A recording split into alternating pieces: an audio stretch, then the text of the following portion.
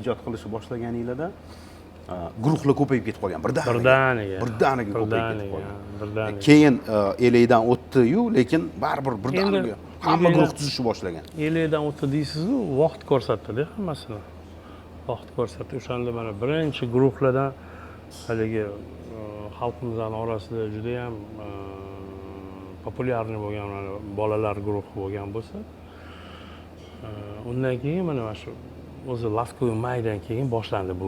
Disko uslubi kirib keldi O'zbekistonga. Disko uslubi, mana shu детский muzika, professional qo'shiqchilar, professional nima deydi, san'at ustalari bu yo'nalishni bir tenga olmaganda o'sha payt. Priznovat qilishmagan. Na Laskoy mayi, na o'zlarikilarni. No, shu narsa yoshlarga yoqdi. Yoqdimi? Demak, bu hisob. O'shandan keyin shu aytganingizdek shu payt aytilardi, yomg'irdan keyin qo'ziqorinlar deb. Shunaqa tarif bor edi, rosa ko'payib ketgan. Mana hozir o'zimiz ham 91-yil tanilgan bo'lsak, menimcha biz juda unaqa yomg'irdan keyin chiqqan qo'ziqorin emas ekanmiz. Oradan mana hozir necha yil o'tib ketdi, hali ham ishlayapmiz. Deyarli 40 yil. Lekin-da o'sha paytda ko'p guruhlar bo'lgan. Men hozir islomiyman-ku, lekin ko'p yulduzlar, umid, yana bir narsa guruhlar bo'lardi. Hayot guruhi, oqshom nimadir. Juda ko'p bo'lardi. Bitta qo'shiq, bitta ikkita qo'shiq bilan keyin saralanib sohani o'zgartirishdi ular hammasi menimcha. Hozir yo'q. Endi o'sha paytdan 90-yillardan hozir mana Tohir mana qo'shiqlarini juda ham yaxshi ko'rib eshitishadi. O'sha paytdan yoshlardan menimcha shu bitta ikkita san'atkorlar qoldi o'zi. Yoshlardan demoqchiman. Endi ustoz san'atkorlar-ku o'sha paytdan bo'lgan, hozir ham bor-ku. Yoshlardan shu ikkita san'atkorlar. Sizlar qatori san'atchilardan sanoqli. 90-yillar mana o'zingiz kim eslolasiz qolganlarni. O'sha sizni ko'z oldimizda siz kelasiz, bolalar guruhi keladi. Ana kuni Javohir akam bilan gaplashdik. Ular ham baribir bolalar guruhiga. Javohir ham bor. Ha, boshida bolalar guruhi. Kimni eslash mumkin? Boshqa yana. Mana ko'rdingiz, 3 ta odamni esladingiz, to'xta, bu yoshlardan.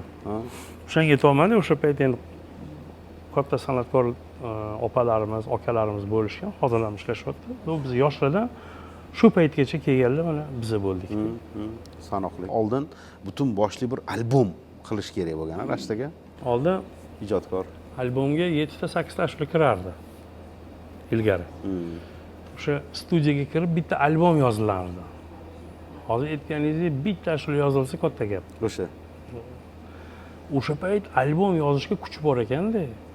U albomingizdan где-то bir ikkitasi yo 3 tasi hit bo'lardi. Yana bitta ikkitasi shlager bo'lardi. Endi hitdan mundoqroq.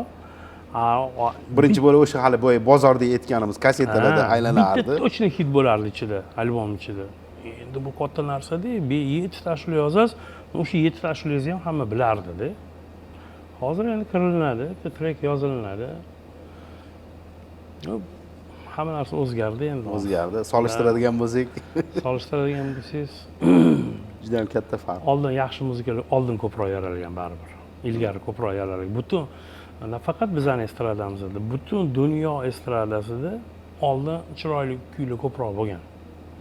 Hozir to'g'ri texnika rivojlangan, aranjirovkalar dahshatlar qilinyapti. Meni nazarimda shu texnikani yurak mana bir kamayib boryapti. Yashang, o'sha texnikani rivojlangani ham qanaqadir soxtalik olib kiryapti musiqaga. Shunaqa.